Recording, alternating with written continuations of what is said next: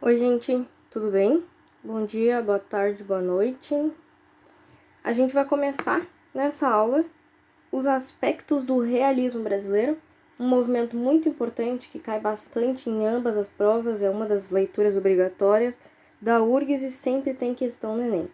O importante que a gente tem que ver hoje e sempre lembrar que o realismo é um divisor de águas para a literatura brasileira. Vamos lá. O realismo, ele vem para o Brasil numa quebra importante. Por quê? Porque está existindo no mundo uma quebra particular, que é as revoluções na Europa, principalmente a Revolução Francesa, que é também a Revolução Industrial, a segunda, e ideias de teor filosófico, como o positivismo e o contismo. Então, a Europa está vivendo um novo alumiar, uma nova mudança, como foi durante o renascentismo e o iluminismo. Porém, o Brasil, como a gente sabe, as coisas funcionam de uma forma um pouco diferente. Enquanto a Europa estava brigando por igualdade, fraternidade, liberdade, pensamento político, filosófico, o Brasil estava saindo da escravidão. Então, aqui a gente está entre o fim do Segundo Reinado e o início do Império. A gente tá para independências, a gente tá para Lei Áurea, a gente tá para muita coisa que é importante. Porém, se vocês repararem como relação ao que acontece no resto do mundo, a gente tá bem atrasado. E isso é uma das coisas que vai ser bem retratada nessa literatura. Então a gente tem como exemplo e marco de nascimento do realismo no mundo a obra Madame Bovary. O mais interessante desse livro é que a Madame Bovary é tudo o que é como personagem feminina. É claro que a gente ainda segue alguns ideais um pouco românticos, como a gente viu, por exemplo, lá na Lucila, uma mulher que tem uma vida diferente do normal morre. Sim, a Madame Bovary morre. Porém, ela é uma mulher casada por interesse, e ela deixa isso claro. Ela é uma mulher que trai e sequer se satisfaz com os homens que ela trai o marido. Ela só trai porque ela está entediada e se mata em um evento na casa porque ela acha que isso ia ser mais interessante dantes. Então a gente tem uma mulher real que está infeliz, insatisfeita com o casamento, que casou e entende que aquilo é apenas uma comunhão social, não tem nada a ver com amor. Para o Brasil, é muito importante as ideias do Darwin, porque o darwinismo social é uma margem de análise que é o plano de fundo tanto do realismo quanto do naturalismo. Essas estratificações sociais e o modo como a ideia do mais apto é construída, por exemplo, a gente tem a abolição? Tem. Porém, não é dado condições para a população negra.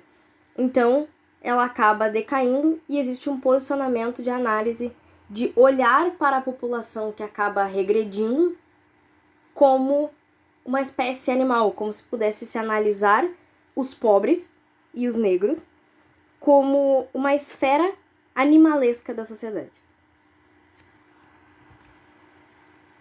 O Brasil acaba abraçando muito dessa questão cientificista, né? Tentando, na verdade, vamos ser bem honestos, de adaptar teorias filosóficas e científicas para a sua metodologia de governo. Muito do positivismo se vê na analogia política do Brasil da época. Inclusive, o Ordem e Progresso na bandeira do Brasil é um slogan, é uma ideia positivista. A gente tem o uso do psicologismo, que é passar a analisar essas personalidades que antes eram apenas figuras de ação social, como realmente seres pensantes. A gente para de agir com personagens como a Luizinha, como a Lucila, que são mulheres que viviam livre de forma independente, do nada elas se veem como umas abobadas diante de uma figura masculina. Essas pessoas têm pensamentos e nem sempre eles são belos e românticos. Então a gente tem que pensar que é uma literatura que analisa a burguesia, porque o ápice da sociedade está na burguesia, né? E analisa os pobres com determinismo. Como assim? Em tese, você é fruto do meio. O determinismo social diz isso, que você é fruto do meio. Você pode ser uma flor linda e maravilhosa, se você nasce no lixo, você se tornará lixo. Você pode ser uma pessoa linda e perfeita, que você vai se tornar um monstro. Ou você pode ser um monstro, mas se você viver numa sociedade maravilhosa, numa casa bem estruturada, numa família feliz, você se tornará uma pessoa feliz. O que não é bem real, mas em alguns contextos, principalmente lá no naturalismo, a gente vai ver que se aplica um pouco. Uma das autoras mais importantes da literatura realista e que é pouquíssimo trabalhada é a Júlia Lopes de Almeida. Ela escreveu a obra A Falência. Ela ficou conhecida como a primeira mulher a ser membro da Academia Brasileira de Letras. Só que ela não vai para a Academia Brasileira de Letras. O nome dela não está lá. Como a Academia Brasileira de Letras é formada como espelho, reflexo da Academia Francesa de Letras, a Academia Francesa não aceitava mulheres. Então, como presente para a Júlia Lopes, dão uma cadeira para o marido dela, que também era escritor, mas ele não era um quinto do escritor que ela era. E meio que isso, em teoria, é a homenagem que a academia pôde fazer para ela, já que ela era uma mulher. Ela recebe uma cadeira quando a Raquel de Queiroz, lá em 1930 e poucos, ganha a primeira cadeira feminina. A Raquel de Queiroz publica o 15, que é um livro maravilhoso, incrível, e ela é a primeira mulher a ganhar uma cadeira. E com isso, a academia, meio que tentando corrigir os erros do passado, dá uma cadeira póstuma para Júlia Lopes de Almeida. Ela é conhecida como uma das integrantes dos Imortais, que são um grupo de escritores que vieram pré-Academia Brasileira de Letras, mas que são conhecidos e reconhecidos pela literatura como autores que nunca vão morrer e que seriam muito importantes e que, se tivessem vivos durante a existência da academia, teriam suas cadeiras, como, por exemplo, Gregório de Matos, Antônio Vieira e a própria Júlia Lopes de Almeida. Ela é muito importante porque ela se diz claramente abolicionista. A gente está num período pré e pós, né? Durante o realismo acontece junto com a abolição, ele acompanha os processos de abertura. E ela é uma pessoa que começa a ideia do Machado, das críticas à burguesia. Só que as críticas elas são bem mais sutis e com menos análise. Que a gente sabe muito bem que o Machado prefere deixar opiniões psicologicamente, ironicamente e politicamente abertas para que você tire a interpretação. A mensagem está ali, mas você precisa interpretar ela. A Júlia Lopes de Almeida deixava as coisas normalmente mais claras, só que fingindo que não estava dizendo. Por exemplo, A Falência, que é o livro mais famoso dela, é sobre a ruína, a ascensão e queda de uma família de cafeicultores. A família é a família do Teodoro, e ele veio pro Brasil, da Europa, para tentar, fazer o seu império, e ele realmente faz. Trabalhando muito, lavrando terra, ele vira uma família com bastante dinheiro, só que durante a queda, né, que é a ascensão e queda, tudo que sobe desce. Enquanto a família dele está caminhando para a ruína, o Teodoro fica tão relapso da realidade, desesperado para tentar corrigir os problemas, que ele acaba não vendo o que acontece ao redor dele, que é com a família dele.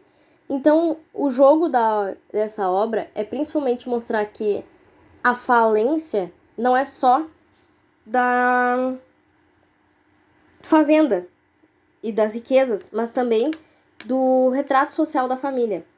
Muito disso está representado na filha dele, que é a Camila.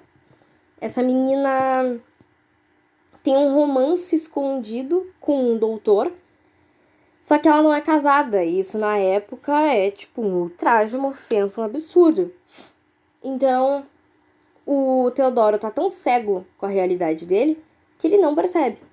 E como vocês podem ver ali o trecho que eu marquei em negrito, que é o que eu acho importante que vocês percebam, o modo como a Júlia Lopes de Almeida coloca as falas na boca dos brancos que são claramente sátiras ou ironias. Tipo, ela faz o branco falar o que o branco realmente pensa, mas finge que não enquanto monta papéis sobre a abolição. Por exemplo, Francisco Teodoro demorou-se um bocado na área vendo ensacar. Passou-lhe pela lembrança o tempo dos escravos, quando esse trabalho era exclusivamente feito pelos negros da nação. Com a sua cantilena triste de africanos, era mais bonito. Aqui já é pós-abolição. Os brancos estão trabalhando na fazenda e sacando o café, e para ele era muito mais bonito quando os negros faziam, de forma escrava, usando suas canções tristes da África. Para ele era mais bonito. Ela resgatando a ideia da fala do negro, da fala do branco, sobre o negro, sem nenhuma consciência. Tipo, nós abolimos a escravidão, agora não tem mais...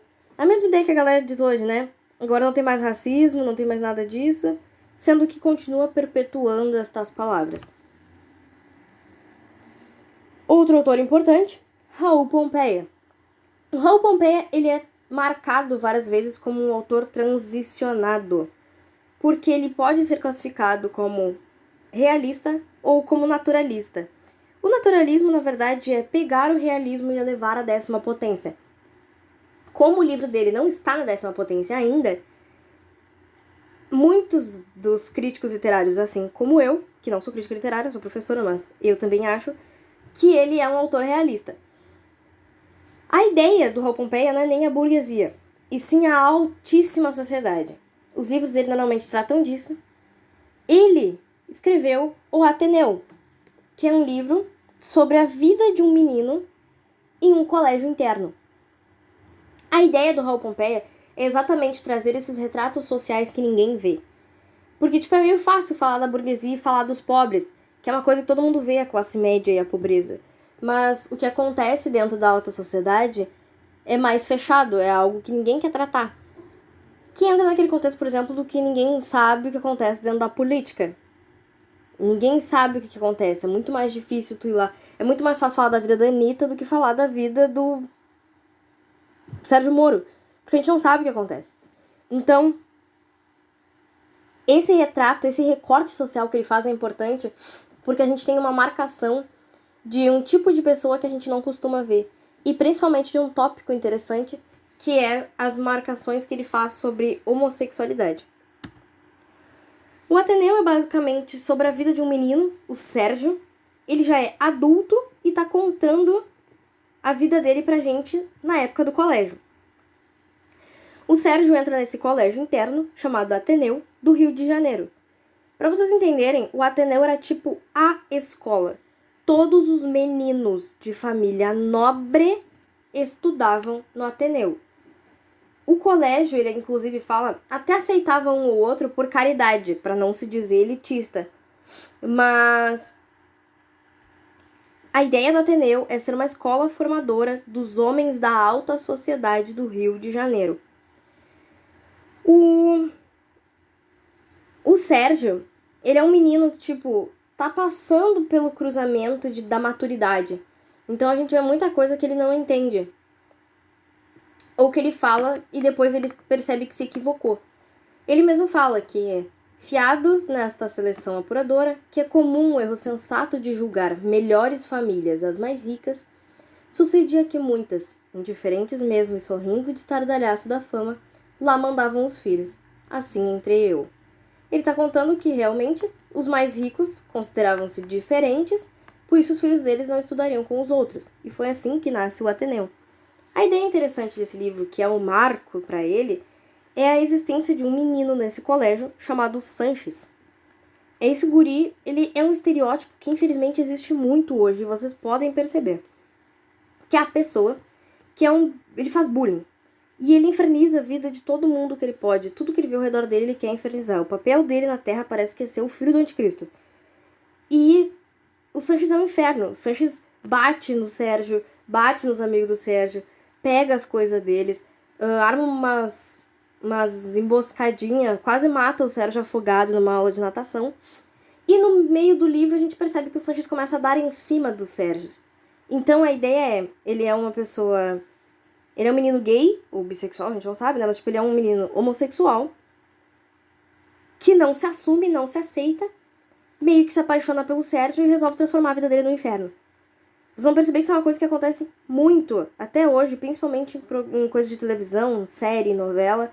Aquela pessoa que é o inferno, que ela é o vilão, que ela é o demônio na Terra, ela é LGBT, no armário, e não consegue sair, por isso ela torna a vida de todo mundo no inferno. O Sanches é isso.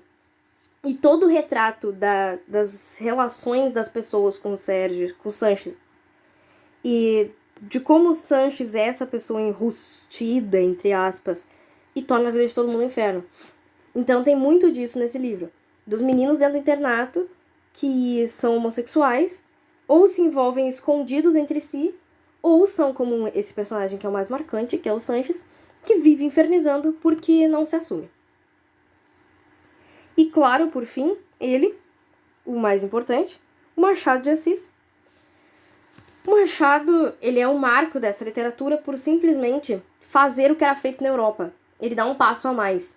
O Machado se inspira muito na literatura do Eça de Queiroz. Quem já leu O Primo Basílio percebe muitas semelhanças entre as personagens masculinas do Machado e o Primo Basílio. O Machado fez tudo o que ele podia na vida. Ele era literalmente bombril, mil e uma utilidades. Ele foi autor, jornalista, crítico, cronista, poeta.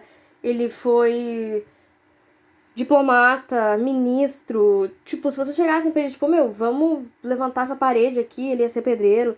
O que dissessem pro Machado, ele fazia. Então, muito inclusive se diz que talvez o Machado não tenha escrito tanto, não só por ter vivido pouco, mas também porque dedicou boa parte da vida a outras coisas além de escrever romances. Ele escreveu romances no início da sua jornada literária. Os mais conhecidos são normalmente Helena, Yaya Garcia, A Mão e a Luva. Os romances dele não são famosos porque eles são muito do mais do mesmo, ou parecem romances experimentais. O que a gente quer dizer com isso? Que a obra dele parece que ele está tentando entender como ele usa o realismo que ele viu. É como se eu tivesse dado para vocês uma obra do Eça de Queiroz e vocês estivessem tentando descobrir como é que faz para escrever como ele. Então o romance dele não é nem 100% romântico, não é nem 100% realista, tem muita coisa que é clichê e não leva muito a uma nova história. Ele realmente renova a literatura com a publicação do que a gente chama da trilogia realista ou da tríade real, que é Memórias Póstumas de Brás Cubas, Quincas Borba e Dom Casmurro. Os personagens dele são bem famosos, mas eles são mais famosos pelo efeito que eles causam no leitor do que pela construção deles em si. Por exemplo, o Bentinho, o trecho que está colocado aqui é um trecho de Dom Casmurro. Como é que eu posso dizer para vocês? O próprio exemplo do Dom Casmurro. Vocês podem abrir o livro, se vocês quiserem, abram um PDF, abram o que vocês quiserem e procurem quantas vezes o Bentinho fala a Capitu me traiu. Traição. Vocês não vão achar isso. Porque o Bentinho não fala sobre isso. O Bentinho fala várias deixas que são para que você, leitor, acredite nele. Por dois motivos. Existe uma coisa muito comum, que é o pacto leitor-escritor, ou leitor-narrador. O que isso quer dizer? Nós já partimos do pressuposto, quando a gente pega um livro, que o narrador está contando é verdade. A gente dificilmente pega um livro dizendo, será que esse cara tá falando aqui é real? Tipo, a gente lê coisas de fantasia como Harry Potter, e o primeiro pensamento que a gente tem não é de tipo, esse guri aqui talvez esteja chapado e resolveu viajar na maionese e aí tá chapado embaixo da escada. Não, a gente acredita que a história é verdade.